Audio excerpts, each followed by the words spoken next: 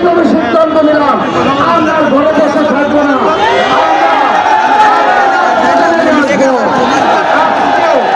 আজকে শাহবাগ এবং চট্টগ্রাম সহ 22টি জেলায় এক জায়গায় কর্মসূচি পালিত হচ্ছে।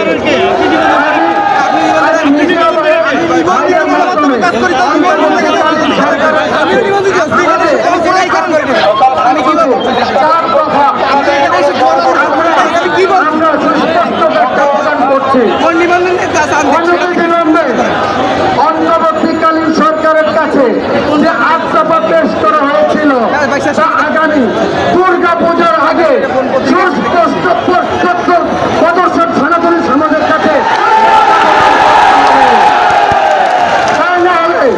দুর্গা পূজার আগে এই অন্তর্বর্তীকালীন সরকারকে আমরা বয়কট করতে বাধ্য হব।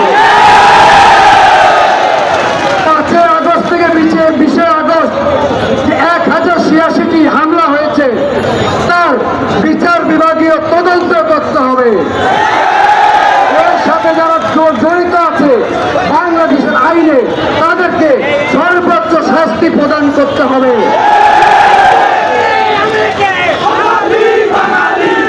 ঠাকুরগাঁও, চট্টগ্রাম, ময়মনসিংহ, রংপুর, দিনাজপুর সহ 45টি জেলায় সাম্প্রদায়িক হামলা হয়েছে, তার বিচার বিভাগীয় তদন্ত করতে হবে এবং ক্ষতিগ্রস্ত প্রত্যেকটা বাড়ি নির্মাণ করে দিতে হবে। আসন্ন দুর্গা পূজায় নিরাপত্তার নামে কোনো চুচু খেলা চলবে না। আমরা বিশ্বাস করি এই দেশের 2 কোটি হিন্দু সম্প্রদায় নিরাপত্তা যদি দিতে না পারেন, আপনারা বলেন আমাদের নিরাপত্তা আমরা দেব, কিন্তু অন্য কোনো সম্প্রদায়ের মাধ্যম থেকে আমরা নিরাপত্তা নেব না। আমরা সরকারের প্রশাসনের নিরাপত্তা চাই। বলেন আমার মন্দির আমি পাহারা দেব, না পারলে এই দেশের 2 কোটি হিন্দু সম্প্রদায়ের প্রধান ধর্মীয় উৎসব দুর্গা পূজা আমরা বন্ধ করে দেব। আপনারা যদি নিরাপত্তা দিতে না পারেন আমাদের বলেন, আমরা আন্তর্জাতিক মহলের কাছে যাব। আমরা জাতিসংঘের কাছে আমাদের নিরাপত্তার কথা বলবো।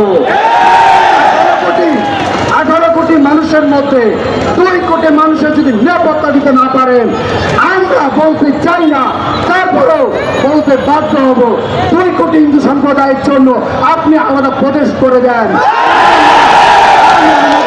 নিরাপত্তা আমরা দেব। কিন্তু স্বাধীনতার 53 বছর পরে আমরা আর কোনো ফাজলামি রাষ্ট্রের পক্ষ থেকে সহ্য করব না। আমাদের দেয়ালে পিঠ থেকে গেছে।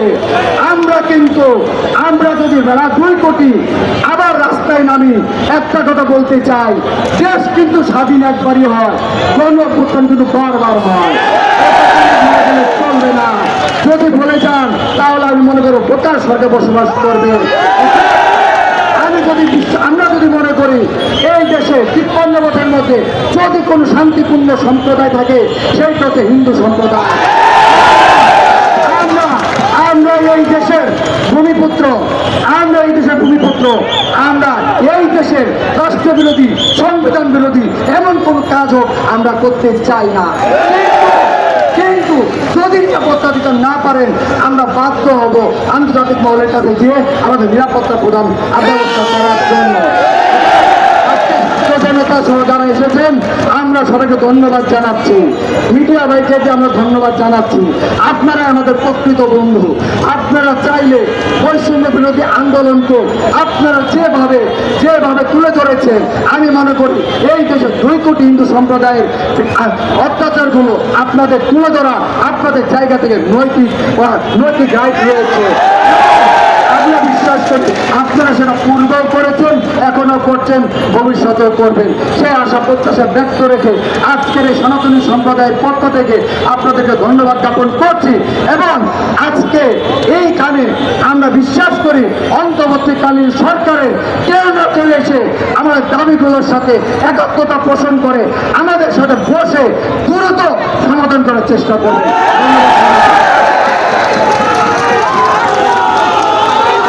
আগামী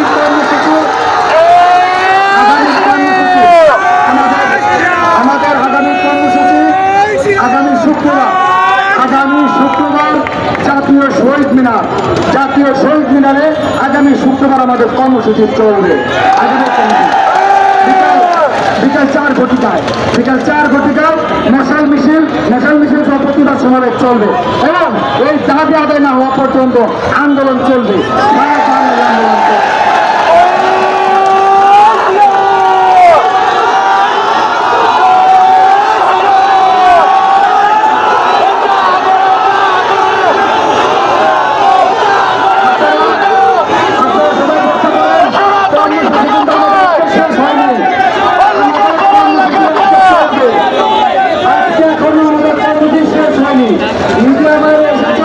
তাদেরকে আমাদের কর্মসূচি ঘোষণা করেছি।